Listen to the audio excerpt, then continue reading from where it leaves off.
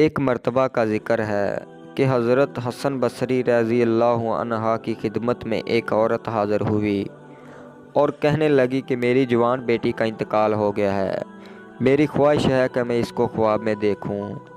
آپ مجھے کوئی ایسی دعا بتائیں کہ جس کو میں پڑھوں اور میرا مقصد حل ہو جائے۔ آپ نے اس عورت کو ایک دعا سکھائی۔ اس عورت نے رات کو وہ دعا پڑھی اور سو گئی۔ خواب میں اس کو اس کی بیٹی نظر آئی جس کی حالت یہ تھی کہ اس نے دوزخ کے تارکول کا لباس پہنا ہوا تھا، اس کے ہاتھوں میں زنجیریں اور پاؤں میں بیڑیاں تھیں۔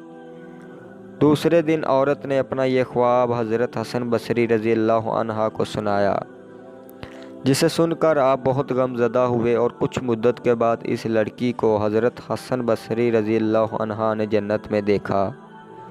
اس کے سر پر تاج تھا۔ وہ لڑکی آپ سے کہنے لگی، آپ مجھے پہچانتے ہیں؟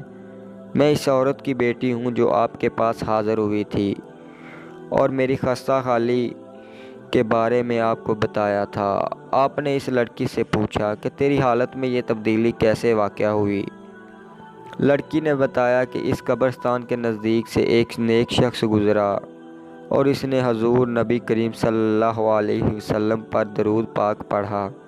اس کے درود پاک پڑھنے کی برکت سے ہم 500 قبر والوں سے اللہ تعالیٰ نے حساب اٹھا لیا۔ دوستو، اگر ویڈیو اچھی لگی تو ہمارا یوٹیوب چینل سبسکرائب کر دیں اور بیل آئیکن کو پریس کر دیں تاکہ ہماری آنے والی ویڈیو آپ تک پہنچتی رہے۔